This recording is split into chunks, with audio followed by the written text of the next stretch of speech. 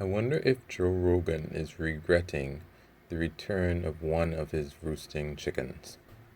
Now, I'd really like to say that I like Joe Rogan. I would like to say that, but it's probably closer to the truth that I don't hate Joe Rogan. I think that, like everybody else, he is trying to do the best of that he can with what he has in terms of information about the world and whatever else.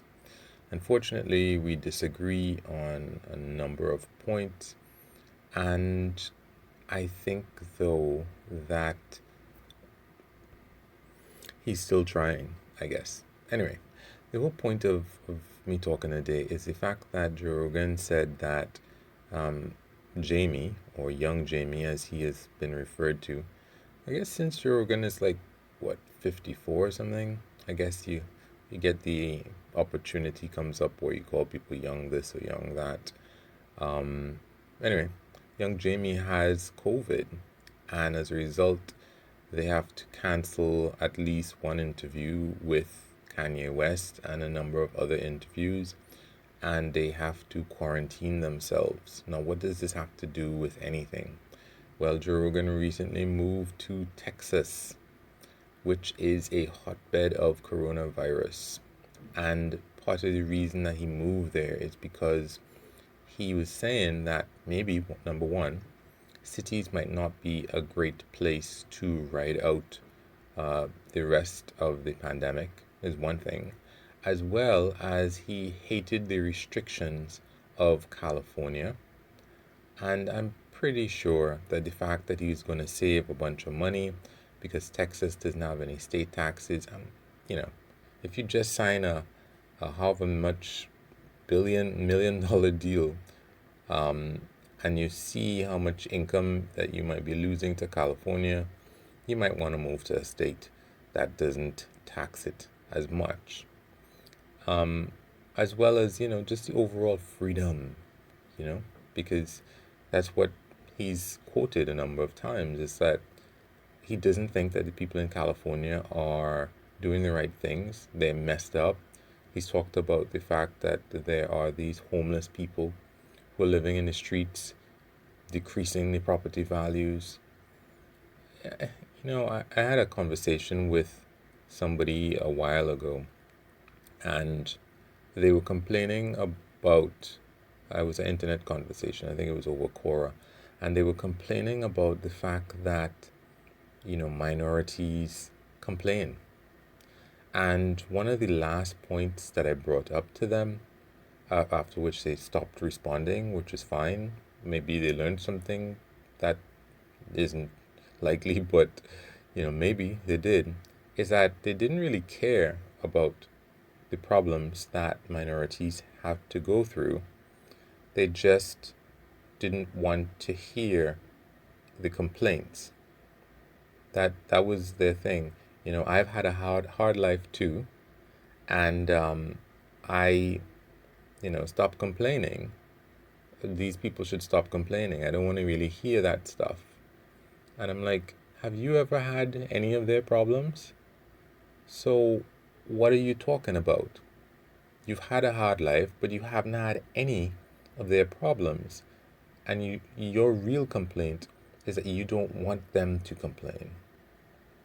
And in all the conversations that I hear about the homeless people, um, that's what I think of a lot of times.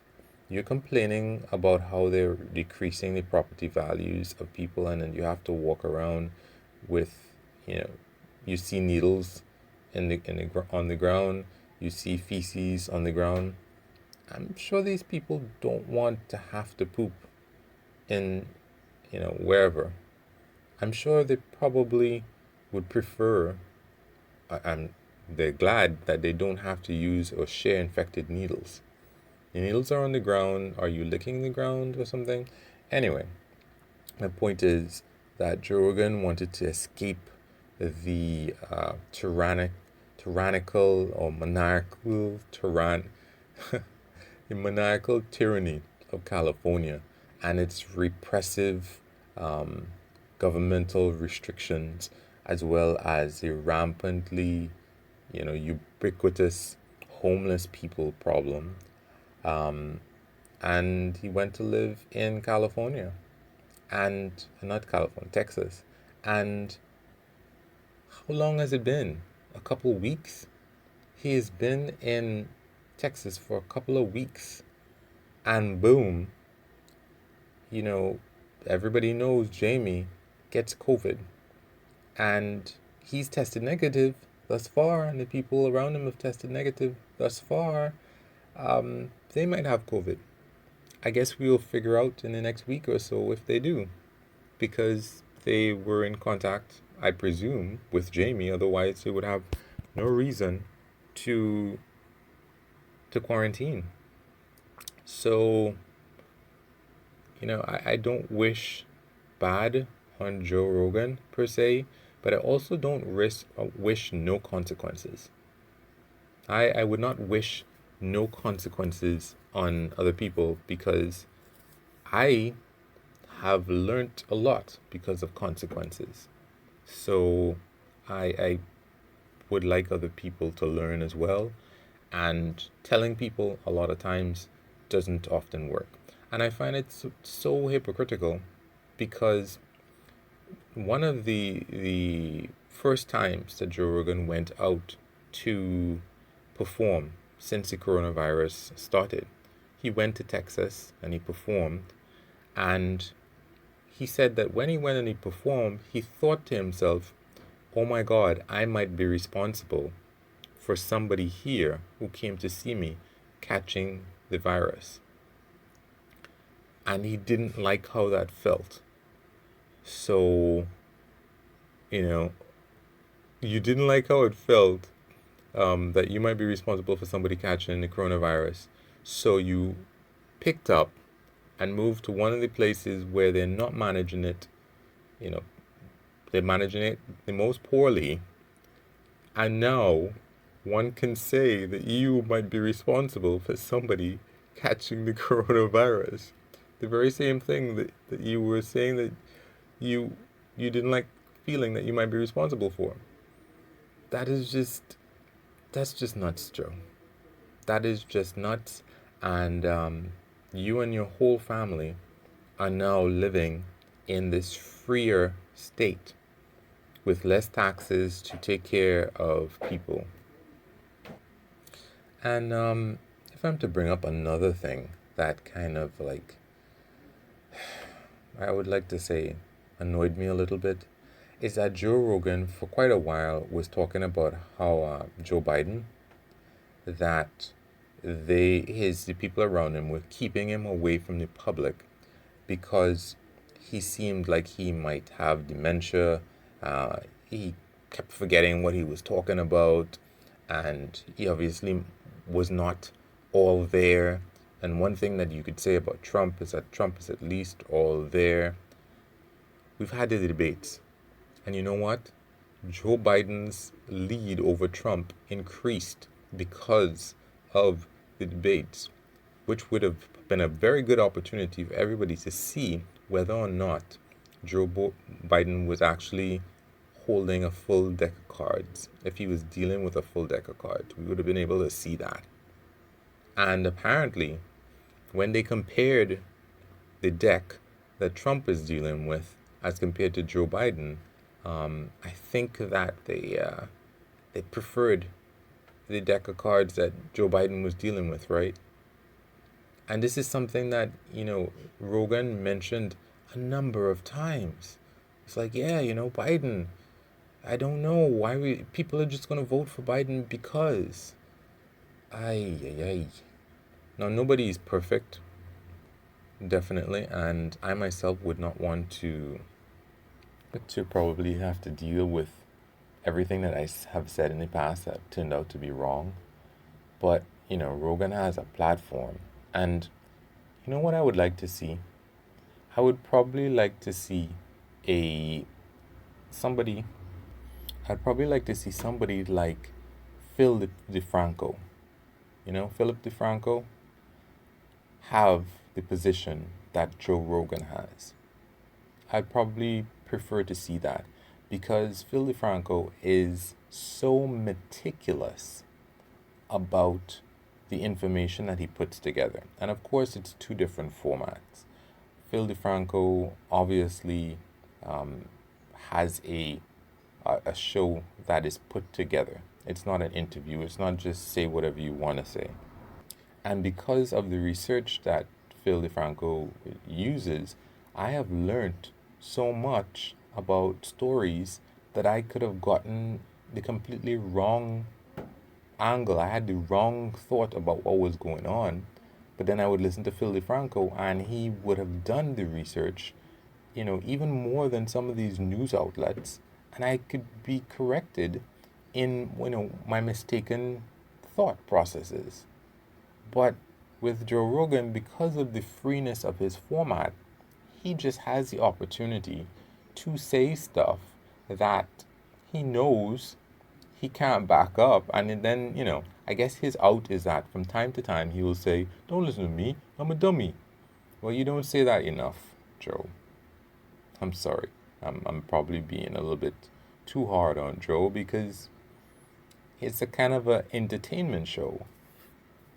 But at the same time, I wish that he could do better. I honestly wish that he could do better.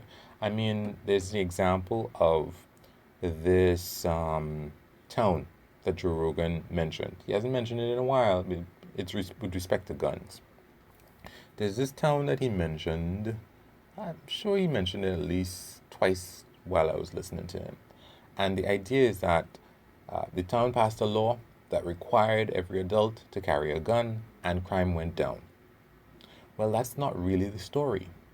Number one, the city was a very, very small city, or the town rather. I don't think they had as many as 10,000 residents of that town. Maybe something like 5,000, right? So I don't know that they would have had a crime problem.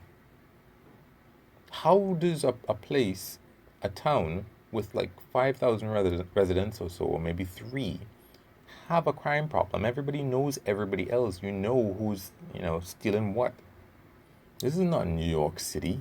This is not like name a big city where, you can have like gangs of thieves, and this is not it. So the initial premise that crime was high and it went down is ridiculous. Next, the reason why they changed the law, because nobody goes around checking to see whether all adults have weapons, is it was a political stunt. Some of the town passed a law that said nobody can have a gun. So this town in Georgia itself passed a law saying everybody must have a gun. And not only did their crime not go down from whatever negligible amount that it ever was, the town itself, I think, increased in the number of people, and this is not as a result of the law as far as I know. It increased 10 or 20 times in size. Maybe they have like 50,000 people living there or something along those lines. So, I don't know. I think people were aware of the town because it was in the news, and then went, or it could just be a developer decided that they wanted to build a lot of have a lot of development here because it was cheap land. Something that has nothing to do with the law that the town passed. But my point is, Joe was carrying on this story that guns helped reduce crime, and it's flat out not true. I wish that somebody could go through the stuff that Joe says, and part of the reason why I don't really hate Joe is because he's clearly learned in some instances. Like, he has a reputation for being this alien conspiracy theory guy.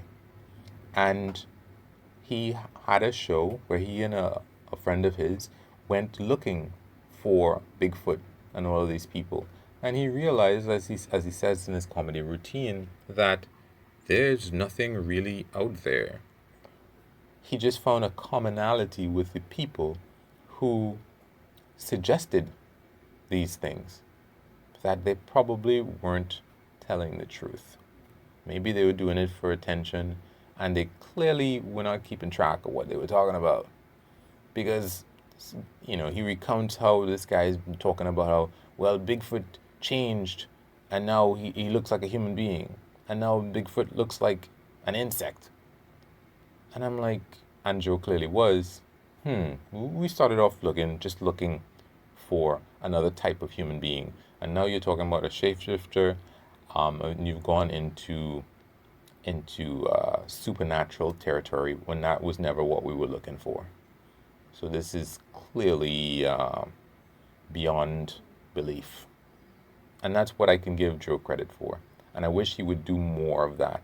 And I wish he'd done more of that before he decided to pick up and move to Texas. Um, I don't wish bad on Joe, but at the same time, life is consequences.